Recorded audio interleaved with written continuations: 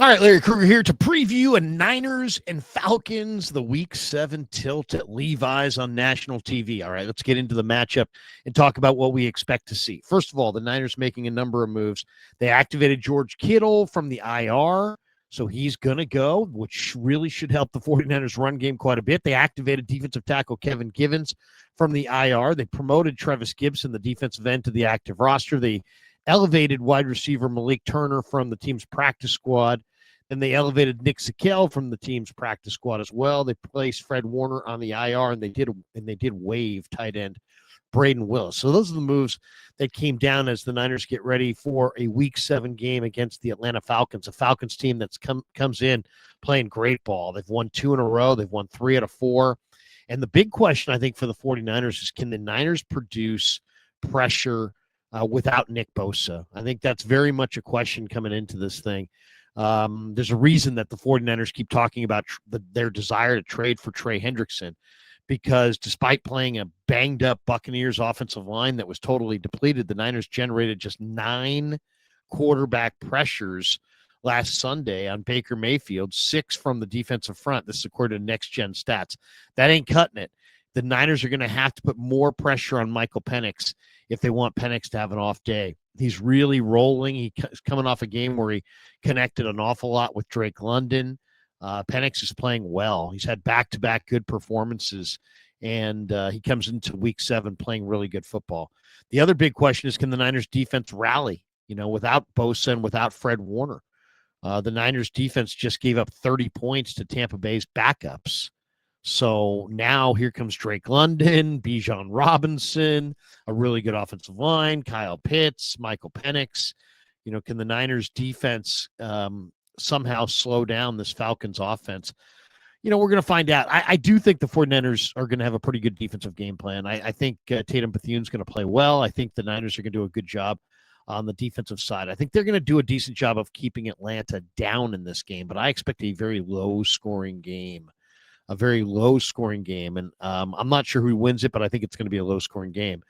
Can the Niners stop Bijan Robinson? It's really as simple as that. I mean, without Fred Warner, can they stop Bijan, who averages 5.8 a carry? This guy's going for 164 yards a game, and not only is he a great runner, he's a phenomenal receiver. He's a good tackle breaker. He's coming off an absolute monster performance on Monday Night Football. He's a dominant running back behind a good line. And this is going to be a huge challenge. Can the 49ers stop the run? The Niners are mid-pack in the NFL at defending the run. Can they stop maybe one of the best running backs, if not the best running back in the game today, in Bijan Robinson? I mentioned before, George Kittle is set to return. Will that ignite the 49ers running game? I think that is a big question. I think one of the big questions is the 49ers offensive line. How good or bad is the 49er offensive line? CMC is averaging 3.2 yards per carry. His career average is 4.6. Now, here come the Falcons on defense. They give up 4.5 yards per carry. They're the weakest run defense the 49ers have seen over the last 6 weeks. And yet CMC has been consistently subpar. He's gone under 3.3 yards per carry in 5 of the last 6 games this year. So that's going to be a big challenge. Can the 49ers somehow find a running game? A lot of people think this is the game that the Niners will find their rushing attack. I think they're going to need to. They're going to need to, because they're not going to be able to just drop back 40 times against this Falcon defense and have success. They're too good on the back end. They got too much pass rush up front. Let's talk a little bit about this Atlanta defense. Last year Atlanta really struggled defensively. They brought in They brought in a brand new defensive coordinator to change things around, and it's really worked. They invested in Billy Bowman and Xavier Watts in the draft. They brought in Jalen Walker, who will not play in this game because of an injury, up front. They brought in Pierce from Tennessee up front, brought in a brand new defensive coordinator, and things have gone well. They just held Buffalo to 14 points. They held Buffalo to 2 for 9 on third downs. They held Josh Allen down, and they blitzed him a ton, and they got home. Atlanta's secondary is really good. They held Josh Allen to 180 yards and picked him off twice.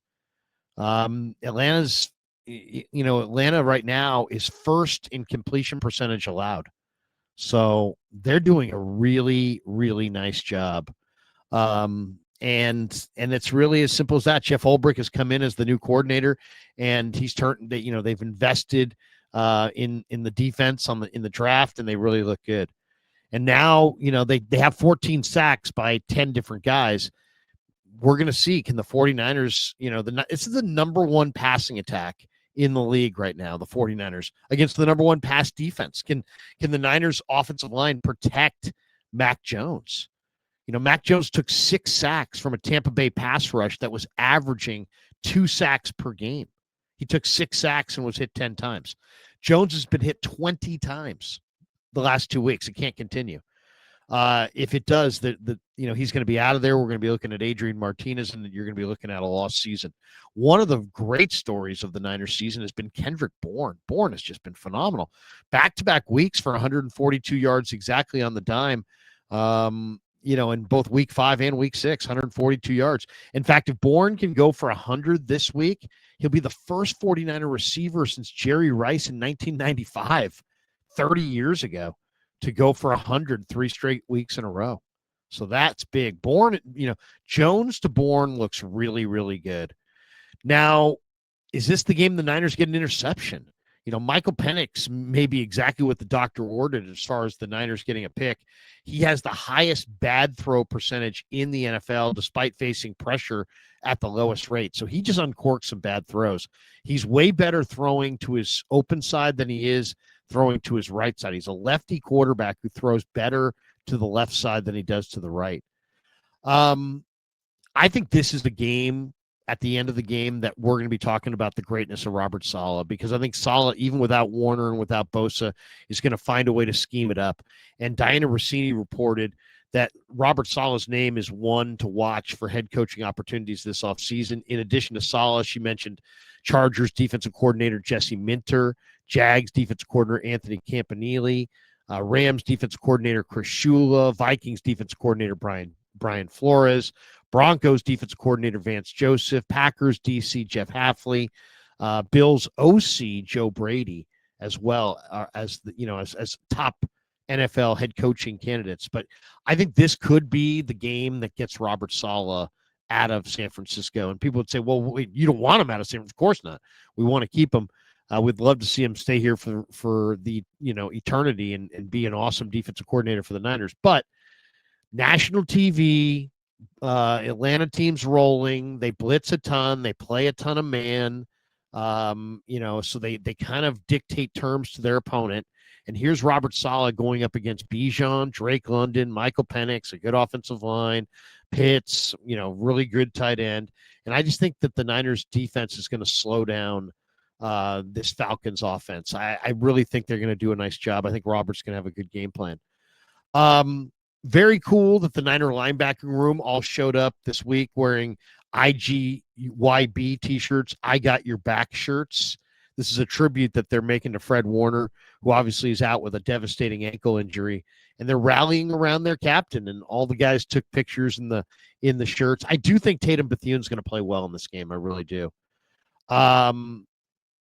Hopefully this is the game that jumpstarts the Niners rushing attack, because if you look at Atlanta, the 49ers had their best rushing performance last week, if you just look at EPA per rush, and now they're facing the worst run defense on their schedule so far in the Falcons. And if they can't get the run game going in this game, man, that's really gonna make people nervous, because that means that you're gonna struggle probably running the ball most of the year.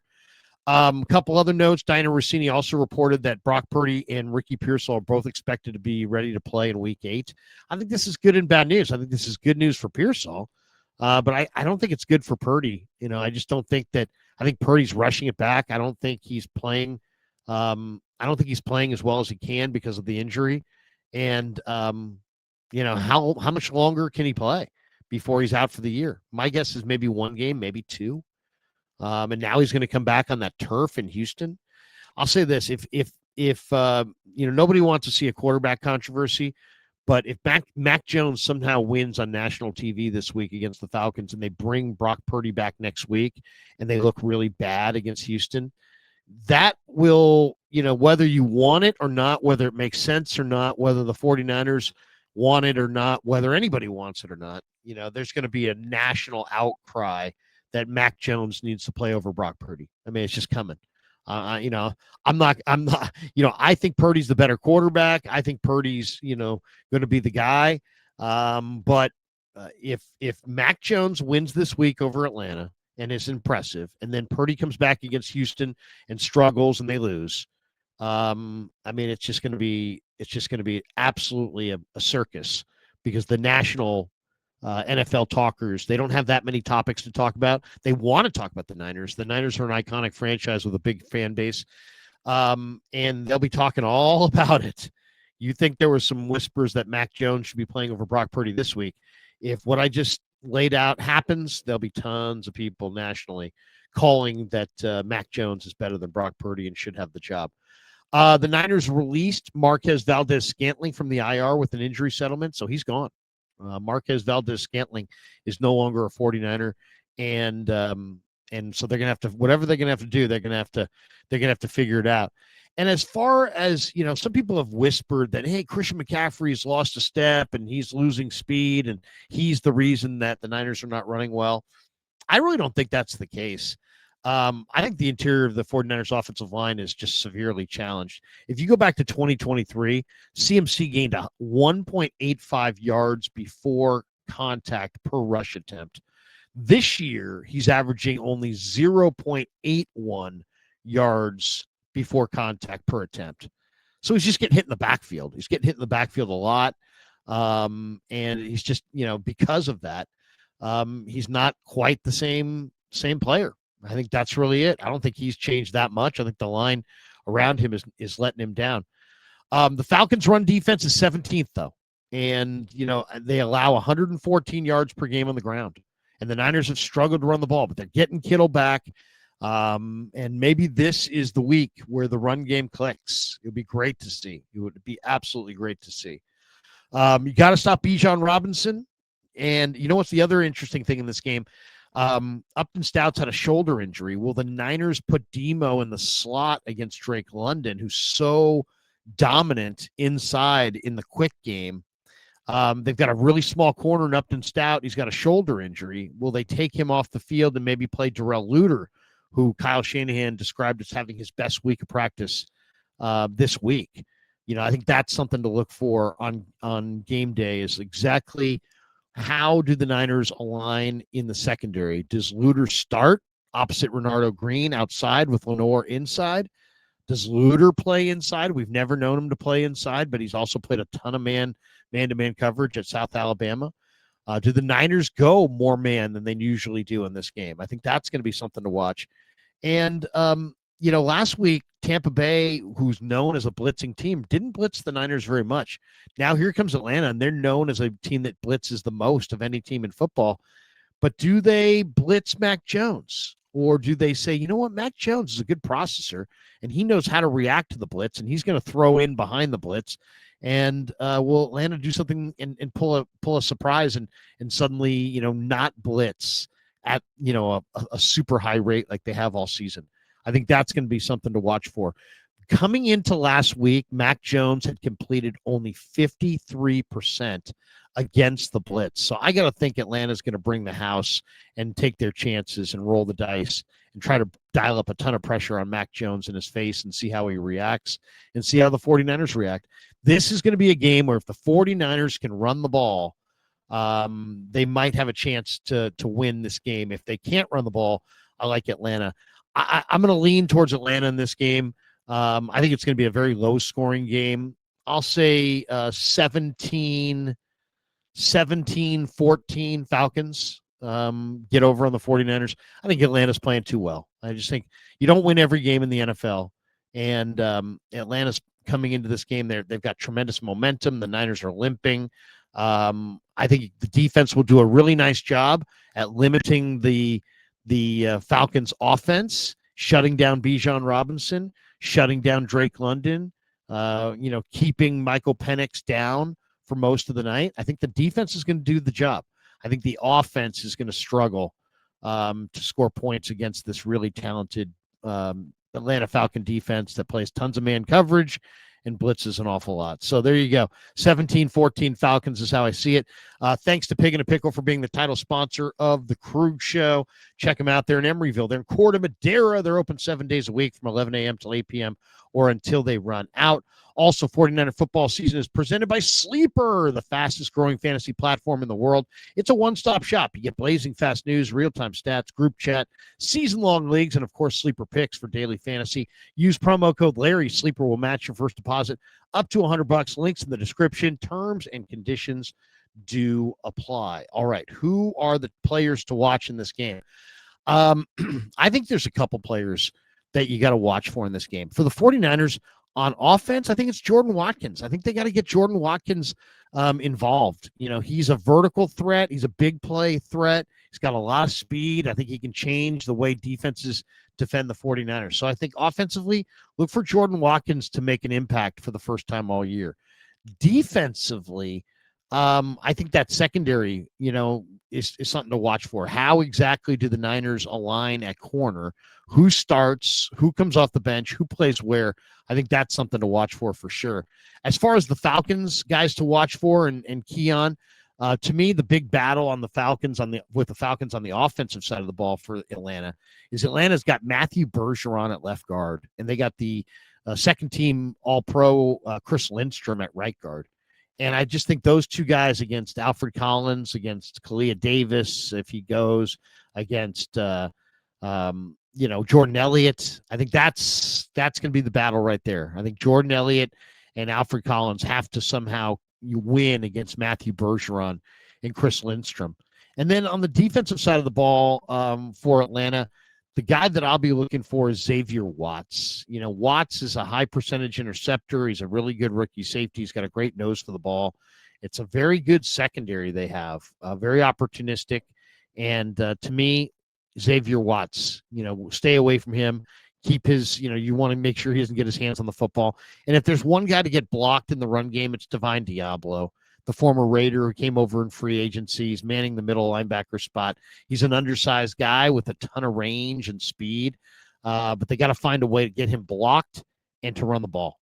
If you can get Diablo blocked, I think you got a good chance to run the ball against these Falcons.